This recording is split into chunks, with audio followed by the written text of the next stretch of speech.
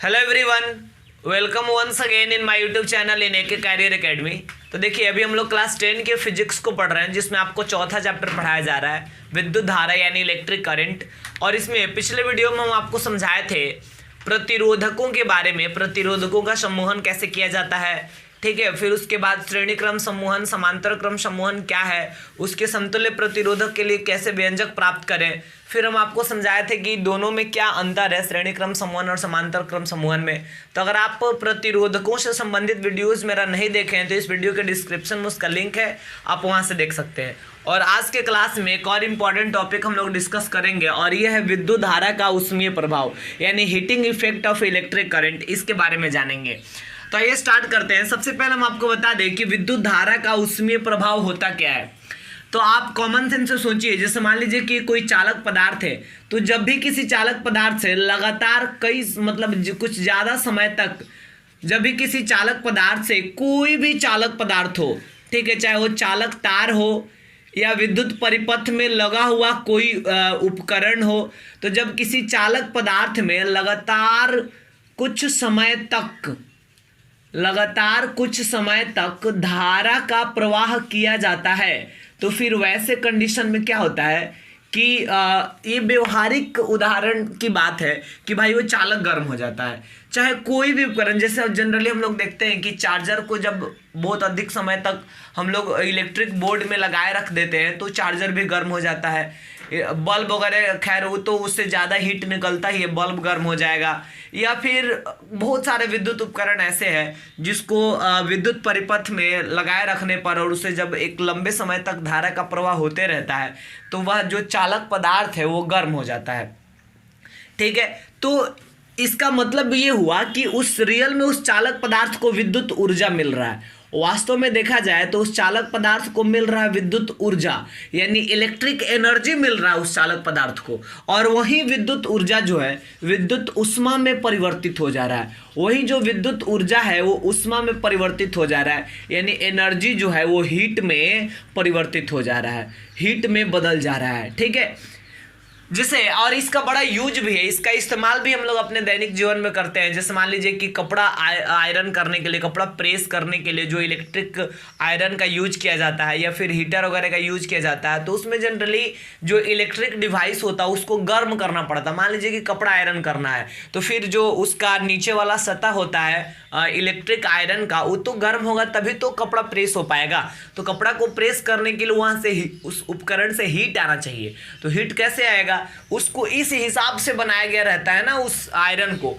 कि थोड़ा सा देर में ही, अगर थोड़ा सा देर तक ही करंट उसमें जाए तो तुरंत उसका उससे ज़्यादा मात्रा में हीट उत्पन्न होने लगे। अभी हम आपको समझाएंगे कि किस प्रकार से, कौन सा उपाय लगाते हैं कि जल्दी से ज़्यादा हीट उसमें उत्पन्न होने लगता है। ठीक है, अभी थोड़े देर में वो क्लियर होगा आपको। तो लेकिन यहाँ पे आपको समझना ये है जनरली कि जब किसी चालक पदार्थ से लगातार कुछ समय तक धारा का प्रवाह कराया जाता है तो वह चालक पदार्थ जो है गर्म हो जाता है, अर्थात विद्युत ऊर्जा का रूपांतरण विद्युत ऊष्मा में हो जाता है। इसी प्रक्रिया को, या आप कह सकते हैं इसी प्रभाव को विद्युत धारा का ऊष्मीय प्रभाव कहा जाता है। इसे ही विद्युत धारा का ऊष्मीय प्रभाव कहते हैं। तो यहां तक तो कोई दिक्कत नहीं है। चलिए अब आगे बढ़ते हैं। अब इसके बाद समझिएगा, इसके बाद मन में सवाल आएगा कि सर आखिर कितना मात्रा में ऊष्मा का उत्पत्ति होता है, ऊष्मा कितना क्रिएट होता है। तो देखिए, ऊष्मा को जनरली हमें, हीट जो होता है ऊष्मा, उसको जनरली यू से डिनोट किया जाता है, यू से सूचित करते हैं। तो यू इज इक्वल टू, अगर हमको ऊष्मा निकालना हो कि भाई कितना ऊष्मा उत्सर्जित हुआ, तो फिर क्या फॉर्मूला यूज करेंगे, यू इज इक्वल टू होगा आई स्क्वायर आर टी, ये फॉर्मूला यूज होगा। लेकिन मन में तो आएगा कि सर जो मन करेगा वो लिख दीजिएगा, कहाँ से ये फॉर्मूला आ गया, कैसे ये फॉर्मूला आया। आपको समझाते हैं ये फॉर्मूला कैसे आया, कहाँ से डिराइव हुआ, यही सीखना है। ध्यान दीजिएगा, यहाँ पे हम यू लिखे तब या यू के जगह पे डब्लू लिखे तब कोई फर्क नहीं पड़ता, क्योंकि हम आपको बता दें कि किया गया कार्य, ठीक है, या ऊर्जा या ऊष्मा, ये सबका वैल्यू जो है सेम होता है। वर्क यानी किया गया कार्य की मान देखें, या एनर्जी ऊर्जा की मान देखें, या ऊष्मा इसका मान देखें, सबका वैल्यू सेम होता है। सबका ऐसा ही मात्रक भी सेम होता है, जूल, तीनों का ऐसे मात्रक भी जूले होता है। तो आपको ये याद रखना है। यानी U equal to I square R T सिद्ध कीजिए तब, या W equal to I square R T सिद्ध कीजिए तब, दोनों सेम ही चीज हुआ। तो चलिए इसका मतलब आपको W का या U का दोनों में से किसी एक का वैल्यू निकालना है। तो W याद कीजिए कि ये चैप्टर जब से हम लोग पढ़ रहे हैं W किस फॉर्मूला में आया था। तो देखिए जब विभव का फॉर्मूला हम लिखवाए थे ना पोटेंशियल वाला, तो हम बताए थे उसमें विभव के फॉर्मूला में कि इकाई आवेश को अनंत से किसी बिंदु तक लाने में किए गए कार्य को विभव कहते हैं, यानी उसमें कार्य शब्द का यूज किया गया था। ठीक है, तो यहाँ पे हम लिख सकते हैं, चूंकि फॉर्मूला आपको पता है V इजकल टू क्या होता है W by Q, V equal to होता है W बाई क्यू। तो यहाँ से क्रॉस इंटू कीजिएगा ना तो W इजकल टू क्या हो जाएगा V into Q, W equal to हो जाएगा V इंटू क्यू। लेकिन भाई W equal to V into Q हमको तो सिद्ध करना आई स्क्वायर आर टी आएगा, चिंता मत कीजिए। देखिए यहाँ पे आगे बढ़ते हैं, आगे चले और तो ये भी जो है ना फॉर्मूला में हमें भी लाना है क्या, नहीं, फॉर्मूला में देखिए ना यहाँ पे भी नहीं है, तो इसका मतलब तो ये हुआ कि भी को भी हटाना पड़ेगा।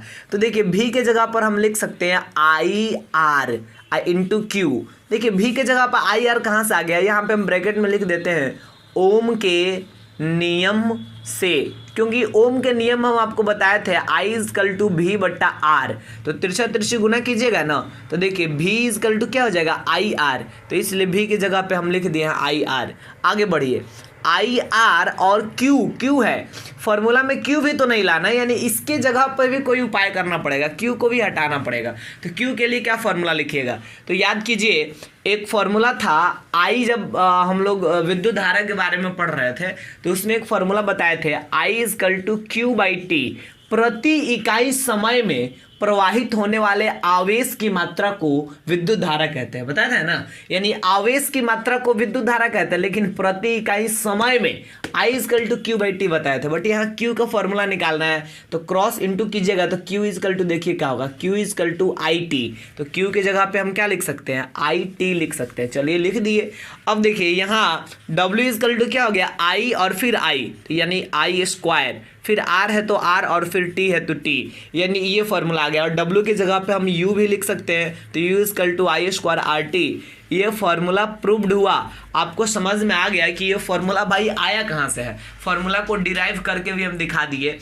अब चलिए आगे चलते हैं। ये जो समीकरण आपको दिख रहा है U equal to I square R T, ये जो समीकरण आपको दिख रहा है इस समीकरण से 3 नियम प्राप्त होता है। यहाँ पे हम लिखते भी हैं उपरोक्त समीकरण से निम्नलिखित 3 नियम प्राप्त होते हैं।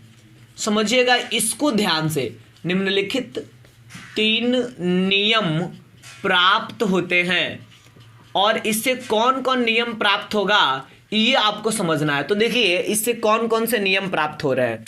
तो देखिए 1 नंबर में कहा जा रहा है किसी निश्चित समय t में किसी निश्चित प्रतिरोध R वाले चालक में उत्पन्न ऊष्मा U का परिमाण उसमें प्रवाहित धारा I के वर्ग के समानुपाती होता है। ये क्या कह दे भाई नियम, तो देखिए ध्यान से समझिए। यहाँ पे ये जो उत्पन्न ऊष्मा U है, U का जो परिमाण है यह धारा के मतलब धारा को I से डिनोट करते हैं ना, तो किसी विद्युत परिपथ में उत्पन्न ऊष्मा का परिमाण धारा के वर्ग के समानुपाती होता है, धारा के वर्ग के समानुपाती होता है। लेकिन कब, जब ये R का मान और T का मान निश्चित हो, यानी इसके मान में अगर परिवर्तन नहीं होगा तब जो है ऊष्मा का परिमाण विद्युत धारा के वर्ग के समानुपाती होगा। और मान लीजिए कि भाई समय भी बदल गया, प्रतिरोध भी बदल गया, तब ये विद्युत धारा मतलब एग्जैक्टली पूरा इसके वर्ग के समानुपाती नहीं हो पाएगा। लेकिन अगर ये दोनों फिक्स रहेगा, ये दोनों निश्चित रहेगा, ये ना घटेगा ना बढ़ेगा, तो फिर ऊष्मा का परिमाण जो होगा धारा के वर्ग के समानुपाती होगा। तो यही चीज़ बताया गया है। पहला नियम है कि किसी निश्चित समय t में किसी निश्चित प्रतिरोध R वाले चालक से उत्पन्न ऊष्मा का परिमाण उसमें प्रवाहित धारा के वर्ग के समानुपाती होता है। यानी ये जो U है ना, U समानुपाती होता है I स्क्वायर के, धारा के वर्ग के समानुपाती होता है। चलिए दूसरा नियम समझिए। दूसरा नियम ये कह रहा है कि जैसे ये विद्युत धारा से उत्पन्न ऊष्मा जो है, ये उत्पन्न ऊष्मा आर के भी समानुपाती होगा, लेकिन कब? जब धारा का मान और समय का मान निश्चित होगा तब। तो हम कहेंगे कि किसी निश्चित प्रबलता की धारा, मतलब किसी निश्चित प्रबलता की धारा आई के द्वारा किसी निश्चित समय टी में उत्पन्न ऊष्मा का परिमाण उस चालक के प्रतिरोध आर के समानुपाती होता है। किसी निश्चित प्रबलता की धारा आई द्वारा निश्चित समय टी में उत्पन्न ऊष्मा का परिमाण चालक के प्रतिरोध आर के समानुपाती होता है। यानी जो U है ना, U समानुपाती क्या हो जाएगा? R हो जाएगा। ठीक है। फिर तीसरा नियम आप जब देखेंगे तब ये U जो है T के समानुपाती भी आप कर सकते हैं। तो कैसे आप इसको लिखेंगे? आप लिखेंगे कि किसी निश्चित प्रतिरोध R वाले चालक में किसी निश्चित प्रबलता की धारा I द्वारा उत्पन्न ऊष्मा का परिमाण समय के समानुपाती होता है। तो आप ऐसे लिख सकते हैं, किसी निश्चित प्रतिरोध R वाले चालक में किसी निश्चित धारा I द्वारा उत्पन्न ऊष्मा U का परिमाण समय T के समानुपाती होता है। यानी ऊष्मा जो होता है ये T के भी समानुपाती होता है। तो तीनों नियम इसी समीकरण से निकला और बड़ा आसान भी है। पहले हम क्या किए?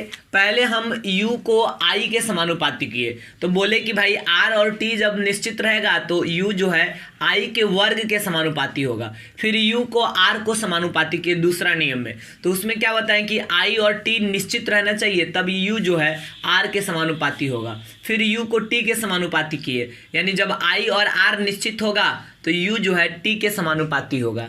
तो इस प्रकार ये तीन नियम इस समीकरण द्वारा प्राप्त हुआ। तो इस वीडियो में हम इतना ही रहने देंगे। आज के क्लास में आपको बताएं विद्युत धारा का ऊष्मीय प्रभाव क्या है, उसके लिए क्या समीकरण है, उसको कैसे हम प्राप्त करेंगे, ये फार्मूला कैसे डिराइव करेंगे, साथ ही साथ इस फार्मूला से तीन नियम की प्राप्ति हो रहा है, वो तीनों नियम क्या है। इस वीडियो के लिए बस इतना ही, और अगले वीडियो में हम आपको बताएंगे विद्युत शक्ति के बारे में, यानी इलेक्ट्रिक पावर क्या होता है, विद्युत शक्ति, इसके बारे में, उसका सही मात्रक या फिर 1 वाट विद्युत शक्ति का मतलब क्या होगा, इसको हम अगले क्लास में समझाएंगे।